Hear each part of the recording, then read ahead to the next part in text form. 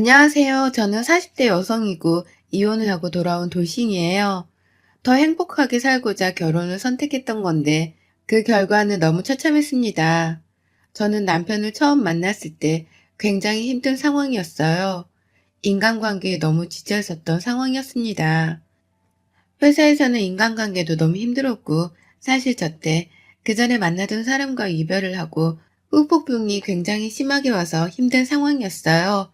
그때 저에게 손을 내밀어 준 사람이고 제가 뭐 때문에 그렇게 힘들어 하는지도 잘 알면서 그저 묵묵히 제 손을 잡아줬던 남편입니다.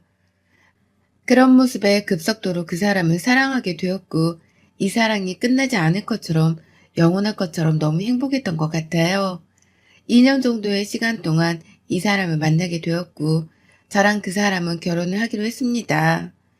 결혼을 약속하고 저희 집에도 갔었고 시댁에도 가서 인사를 드렸죠. 저희 집에서는 특별히 남편을 반대할 이유도 없었고 저랑 남편 둘 다 결혼 정년기에 접어든 상황이기 때문에 순조롭게 결혼을 하고 받았어요. 문제는 시댁이었습니다. 시댁에 처음 인사를 드리러 가던 날 조금 충격을 받았습니다. 우와 열이 딱딱 맞춰져 있는 집안은 정말 깔끔 그 자체였어요. 흠잡을 곳 하나 없이 굉장히 깔끔한 상태였고 제가 오는 걸 아셨다고 해도 시모, 시부 모두 정말 단정하고 우아한 느낌이 물씬 풍겼죠. 안녕하세요. 박수진입니다. 아, 네, 반가워요. 인사를 나누고 점심 식사를 감사하게도 차려주셔서 주방으로 갔는데 정말 깜짝 놀랐어요. 정말 다양한 가짓수의 음식들과 하나의 흐트러짐도 없이 음식들이 놓여 있는데 마치 고급 한정식집에 온 듯한 착각이 들 정도였습니다. 예의를 갖추고 긴장한 상태로 먹고 있는데 제가 실수로 먹던 걸 떨어뜨렸어요, 테이블에. 그러자 시모가 이렇게 말했습니다. 어머, 이걸로 당장 닦아요. 수진 씨는 식사 에티켓 좀 배워야겠네. 우리 집에서는 상상도 할 수 없는 일이에요. 작은 앞접시로 음식을 벗어 먹을 때 함께 밑에 받치고 먹어요. 그럼 떨어뜨려서 인상 찌푸릴 일이 없어요. 그리고 조금 큰 앞접시에 음식을 덜어 먹어요. 원래 이 정도는 집에서도 다 배우고 그렇게 먹지 않나요? 아, 죄송해요. 제가 너무 긴장을 했나 봐요. 말 나온 김에 말할게요. 저희 집은 굉장히 깔끔해요. 청결, 위생 이런 쪽에 엄청 신경을 쓰는 집안이고 그에 뒤따르는 예의 품격 이런 것을 중시하는 집안이라 수진 씨도 이 집에 시집 오는 이상 함께 따라줘야 하는데 괜찮아요? 사실 저 말을 들었을 때는 그래 보이기도 했고 그렇게 크게 신경을 쓰지 않았어요. 물론 조금 피곤하고 스트레스는 받겠구나 싶었죠. 그렇게 양가에 인사를 드리고 허락을 받고 결혼을 하게 된 저와 남편의 결혼 생활의 단꿈은 그리 오래가지 못했습니다.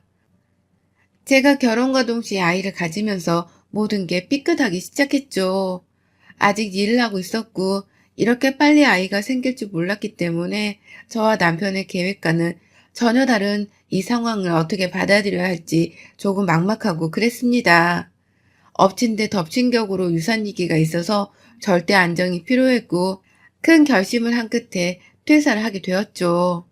퇴사를 하고 집안 살림에만 신경을 쓰면서 그렇게 임신 기간을 보내고 있었는데 제가 집에 있다는 걸 아는 시모는 심심할 때마다 저희 집에 와서 저를 하나씩 가르치기 시작했습니다.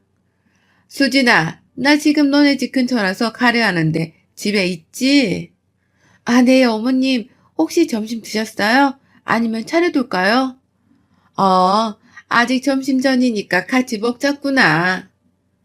급하게 시모가 오는데 점심 준비까지 해야 하니 헐레벌떡 제일 빠르게 준비할 수 있던 사골 육수를 넣은 떡만둣국을 뜨끈하게 예쁘게 끓여서 기다리고 있었습니다.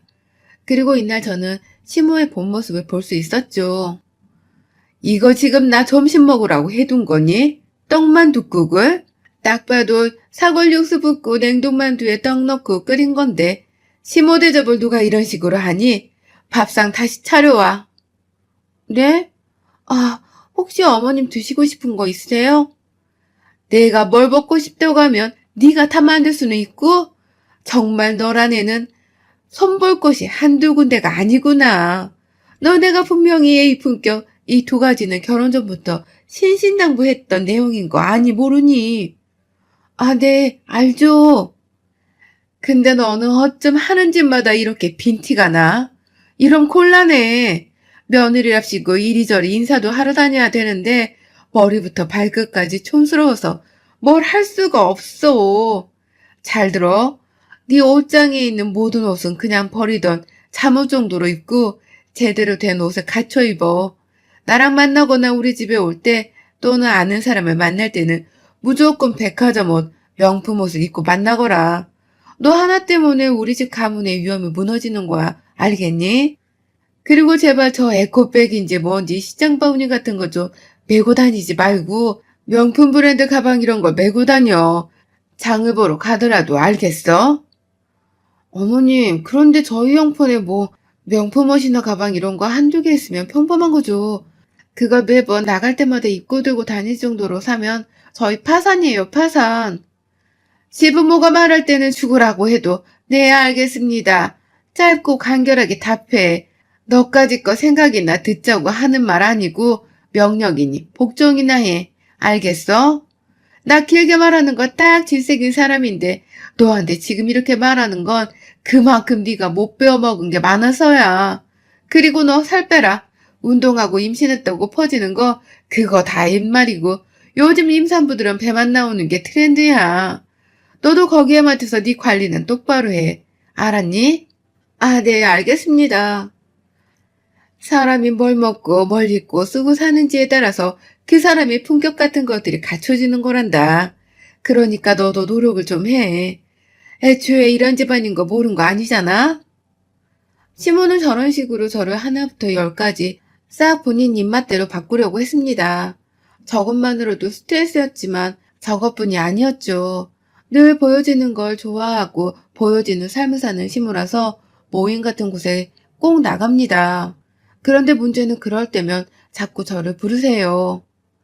오늘 모임은 다 재력 있는 사람들끼리 모이는 자리야. 그러니까 주접두지 말고 대답은 짧고 간결하게. 너 생각 따윈 절대 말 속에 섞지 말고 그 자리에만 얌전히 앉아있어. 웃는 얼굴로 하하호 아니면 호호만. 알겠지? 내가 하는 모임 중 가장 중요한 모임이니까 너 오늘 똑바로 해야 해. 내 며느리 자격으로 너도 이런 고급 모임에 참석할 수 있는 거니까 오늘 실수하면 정말 가만 안 둘 거다. 그리고 살 좀 빼라니까 살이 더 찐 거 같니? 너는 배도 나왔는데 살까지 찌면 얼마나 미련해 보이는데. 아, 네, 어머님, 알겠습니다. 저는 저런 모임에 나가는 것 자체가 너무 스트레스였습니다. 거기다 임산부한테 살찐 게 미련하다고 살 빼라뇨.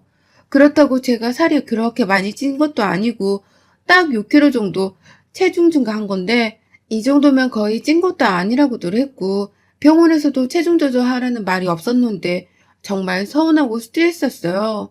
그렇게 중요한 모임이라는 그곳에 가기 위해 명품 옷, 가방, 신발, 주얼리까지 평소에 저와는 완전 다른 분위기로 꾸미고 샵까지 가서 메이크업에 헤어까지 받고 그 자리에 참석을 했습니다. 거의 결혼식 때보다 더 과하게 꾸미고 나간 것 같네요. 인사를 하고 자리에 앉고 모임에 참석하신 분들은 저를 반갑게 맞이해 주셨고 제 임신에 관심이 많으셨습니다. 반가워요. 수진 씨라고 했나요? 배가 제법 나왔네요. 결혼하자마자 허니문 베이비라고 들었는데 그것도 포기예요, 포. 우리 며느리는 지금 결혼 3년 차인데도 임신을 못해요. 내가 봤을 때는 둘이 일부러 일 안 갖는 것 같은데 아우 화가 나요 정말. 요즘 사람답지 않게 바로 임신도 하고 수진 씨 현명하네요. 이러니 시엄마가 저렇게 매일 옆에 데리고 다니지. 안 그래요. 저희는 기대도 안 했는데 갑자기 임신했다고 해서 얼마나 깜짝 놀랐는지 몰라요. 애기 태어나고 하면 한번 모임에 데리고 나와볼게요. 그럼 지금 몇 개월인 거예요? 배가 제법 많이 불렀네. 허리 많이 아프겠다. 아, 네, 지금 말을 하려고 하는데 시무가 제 허벅지를 확 꼬집어서 순간 놀람과 동시에 아파서 윽 하게 되었고 시무를 쳐다봤죠. 그런데 웃으면서 본인이 대답을 하더라고요. 지금 이제 7개월이라 배가 많이 불렀죠. 아들이야, 아들. 복덩이죠. 초음파 사진만 봐도 이뻐 죽겠어요, 정말. 아, 잠깐 며느리랑 화장실 좀 다녀올게요. 드시고 계세요. 수진아, 다녀오자. 화장실을 며느리랑 둘이 가요? 혼자 다녀오지, 몸도 무거운데. 아니요. 그게 아니라 수진이 애가 몸이 지금 무거워서 힘드니까 제가 도와주려고 같이 가는 거예요. 볼 일이야 혼자 봐야죠, 당연히. 어머, 진짜 세상에 저런 시엄마가 어딨어. 너무 다정하네. 사이도 좋고 친모녀 같아요. 둘이 보기 너무 좋다. 허허, 뭘요? 드시고 계세요. 얼른 가자, 수진아. 진짜 어이가 없었습니다. 제가 화장실을 가는데 몸이 무거워서 도와준다고요? 단 한 번도 그런 적이 없고 애초에 저는 화장실을 혼자 가도 전혀 상관이 없습니다. 가증스러운 시모의 모습이 너무나도 싫었고 갑자기 웬 화장실인지 스트레스를 미리 받았습니다. 어차피 가서 또 잔소리를 할 게 뻔하니까요. 화장실에 들어와서 아무도 없는 걸 치밀하게 또 확인하더니 표정이 싹 돌변하면서 저에게 이런 말을 했습니다. 너, 내 말이 우습니? 내가 분명 대답은 내야 알겠습니다. 짧고 간결하게 하랬지? 너는 입을 열면 못 베어먹은 티가 난다고. 그러니까 제발 입을 꾹 닫고 있으라는데 그게 그렇게 어려워? 제가 무슨 대답을 했는데 이러시는 거예요? 거기서 한마디도 못하고 있었는데요. 너 몇 개월이냐고 물었을 때 대답하려고 한 거 내가 깜짝 놀라서 막았잖니. 아니 그러면 저를 쳐다보면서 몇 개월이냐고 하는데 그 몇 개월이다라는 대답조차 하지 말라고요? 그럼 저분들이 말씀하시는데 대꾸도 하지 말고 무시하라는 건가요? 대체 왜 그렇게까지 제가 해야 하죠, 어머님? 아이씨구, 이게 근데 어디서 말대답이야? 너 집에 가서 보자. 제발 남은 시간 동안에는 조용히 좀 있어. 저에게 입을 열지 말라고 경고를 하려고 화장실까지 쇼를 하면서 데리고 나온 시모의 행동이 기가 막혔습니다. 그렇게 숨막히는 모임 자리가 끝나고 저는 시모와 함께 평소에는 없는데 모임 나올 때만 있는 김 기사님이 운전하시는 차를 타고 집으로 향했어요. 이게 무슨 말이냐면 시모는 보여주는 이미지를 정말 중요시해요. 그렇다 보니 정말 잘 사는 척, 부자인 척, 고상한 척 이런 척을 하면서 사는데 그중 하나가 바로 평소에 기사가 있는 척이에요. 그렇게 시모랑 집을 갔고 한참 욕을 먹었습니다. 집에서 펑펑 놀면서 임신했다는 핑계 있으니까 매일같이 돼지처럼 처먹고 뒤룩뒤룩 살찌고 너같이 팔자편한 백소가 또 어딨겠니? 그렇게 살면 좋니 너는? 제발 제발 좀! 내 며느리로 들어왔으면 내 식대로 좀 굴어. 정말 스트레스다. 너 같은 건 뭐하러 며느리로 받아줘서는 내가 이 나이에 이러고 사는지 모르겠어 정말. 너무 스트레스를 받아서 그런지 뭔가 확 터지기 일보 직전인 상황이었어요. 그런데 쉬지 않고 계속 말하더군요. 아니 그리고 솔직히 요즘 젊은 니 또래들은 다 임신한 채로 일도 하고 그런다던데 넌 도대체 뭐가 그렇게 나약해? 그렇다고 살림을 잘해 그것도 아니잖아. 어쩜 하나부터 열까지 마음에 드는 게 없니? 어머니 제발 그만 좀 하세요. 언제까지 그러실 거예요? 정말 언제까지? 제가 뭘 그렇게 잘못을 했어요? 저 살찐 거? 겨우 6kg이고 병원에서도 이 정도면 관리 잘하고 있다고 하셨어요. 그리고 퇴사한 건 유산할 조짐이 보여서 명준 씨랑 상의 그때 결정한 거잖아요. 집에서 제가 놀고 먹어요? 아니죠. 어머님이 매일같이 이 모임 저 모임 데리고 다니시는 동에 저 하루도 제대로 쉬어본 적도 없어요. 너 지금 나랑 해보자는 거야? 그렇게 마음에 안 들고 쪽팔리는 며느리면 소개를 하지 마세요. 저도 그거 바래요. 제발 소개하지 말아주세요. 사람들한테 왜 굳이 소개를 하셔서 서로 힘들게 만드시는 거예요? 제발 저 좀 냅둬 주실래요? 제가 명준 씨랑 결혼한 거지 어머님이랑 결혼한 게 아니잖아요. 어떻게 남편이랑 보내는 시간보다 시어머니랑 함께하는 시간이 더 많아요. 저도 이제 그런 호출에 안 나갑니다. 그렇게 말을 하고 소리를 빽빽 지르는 시모를 무시한 채 집으로 왔습니다. 남편이 집에 와서 그날 있었던 일을 말하는데 결국 싸웠네요. 나 진짜 숨 막혀 죽을 것 같아. 이래도 싫고 저래도 싫고 그냥 내가 뭘 해도 싫으시면서 왜 그렇게 나를 데리고 다니셔? 홀몸도 아닌데 힘들어 죽겠어. 그렇다고 당신이 내 엄마한테 그렇게 소리를 지르고 나와버리면 안 되는 거지. 내가 언제 짜증난다고 장모님한테 막 그런 적 있어? 이건 당신이 잘못했어. 애 중시하는 거 알면서 왜 그랬어? 나도 모르니까 당신이 알아서 해결해. 남편의 대화의 방향이 제가 본인 엄마한테 소리를 쳤다에 꽂혀서 제가 잘못했다고 사과를 하고 해결하라는 식이었고, 임신 중이라서 그런지 굉장히 서운해서 울컥한 감정에 한참을 울었습니다. 지독했던 임신 기간을 보내고 아이가 태어났고, 저는 정말 정신없이 하루하루를 아이와 함께 보내고 있었어요. 사실 그 후 딱히 시모에게 전화가 오거나 하지 않아서 저는 너무 편하게 지내고 있었죠.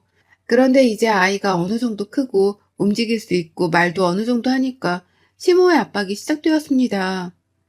진수 데리고 와라. 이 모임은 정말 중요한 곳이니 너가 와서 얘 울지 않게 잘해. 진수랑 너랑 같이 와야 해.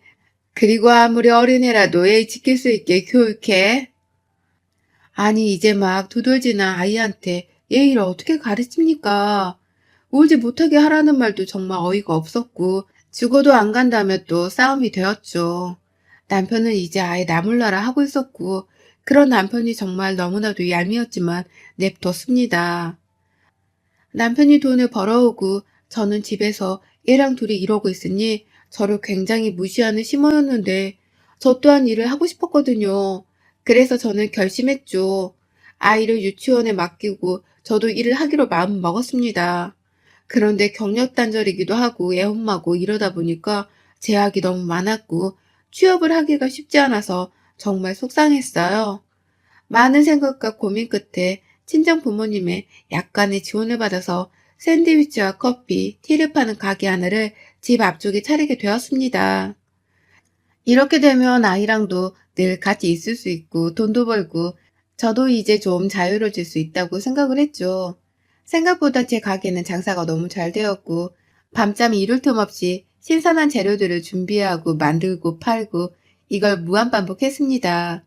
입소문이 제대로 나서 대량 주문은 거의 주마다 매일 있었고 감당하기 어려울 정도로 주문이 밀려 들어와서 파트타임 알바 하나도 쓰게 되었어요.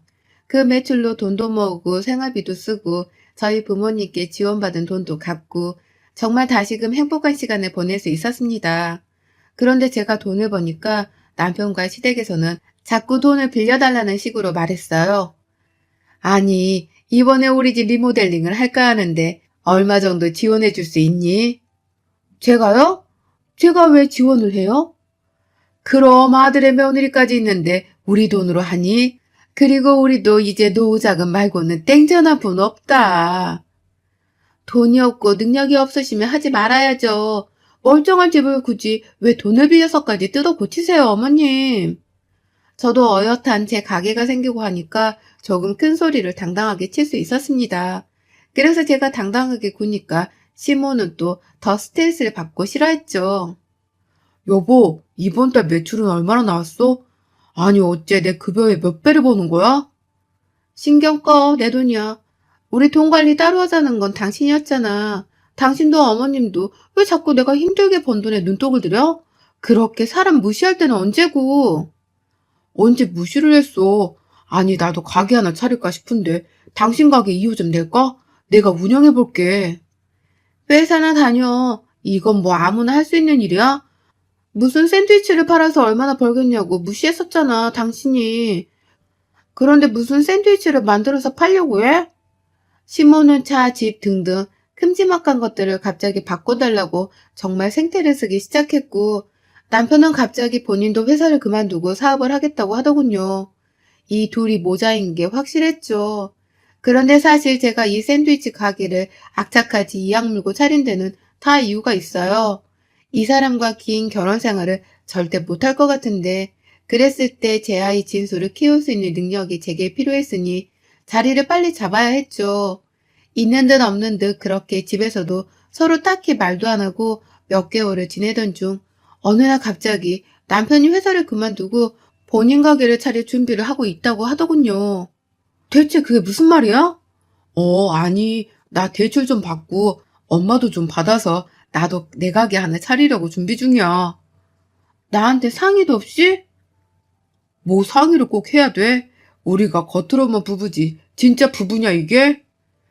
돌아가는 꼴을 보아하니 딱 망하겠다 싶은 생각도 들었고 남편이 저러고 다니는 꼴과 신모의 콧대가 높아진 위풍당당한 그 행동을 도무지 견딜 수 없었습니다. 더 웃긴 건 남편이 차린 가게가 저희 가게 맞은편에 비슷한 샌드위치 가게를 차렸고 속에서 천불이 났죠. 그런데 어느 날부터인가 저희 가게 후기나 리뷰에 악플들이 달리기 시작했고 음식에 뭐가 들어있다 등등의 테러와 가까운 후기들에 정말 확 무너졌습니다. 변호사를 통해 이 문제에 대해 접근을 했는데 놀라운 게 범인은 남편이었어요. 제가 얼마나 힘들게 이 자리까지 온 줄 알면서 정말 치가 떨렸고 저는 변호사를 통해 이혼 소송과 고소를 했습니다. 결국 이혼하게 되었고 남편 가게는 동네에 쫙 소문이 났어요. 마누라 잘 나가는 게 배 아파서 몰래 똑같이 가게 차리고 후기 리뷰 테러를 해서 고소당하고 이혼당했다고 말이죠. 동네 장사이다 보니 소문에 취약했고 모든 손님들이 오히려 위로를 해주려 저희 가게 샌드위치를 더 사드셨고 덕분에 저는 아이와 함께 승승장구를 하고 있습니다. 남편은 대출이고 뭐고 아주 손해본 상태로 개업을 했는데 보기 좋게 망해서 파리 손님들만 득실득실하다 결국 폐업을 했어요. 시모가 한번 찾아오긴 했었는데 제가 그랬죠. 지 분수도 모르고 사람이 욕심만 부리면 결국 그렇게 망하는 겁니다. 그래, 내가 잘못했고 우리 명준이는 진수 아파하지 않니? 얘를 어떻게 아빠 없이 키워? 한 번만 눈 딱 감고 봐줘라.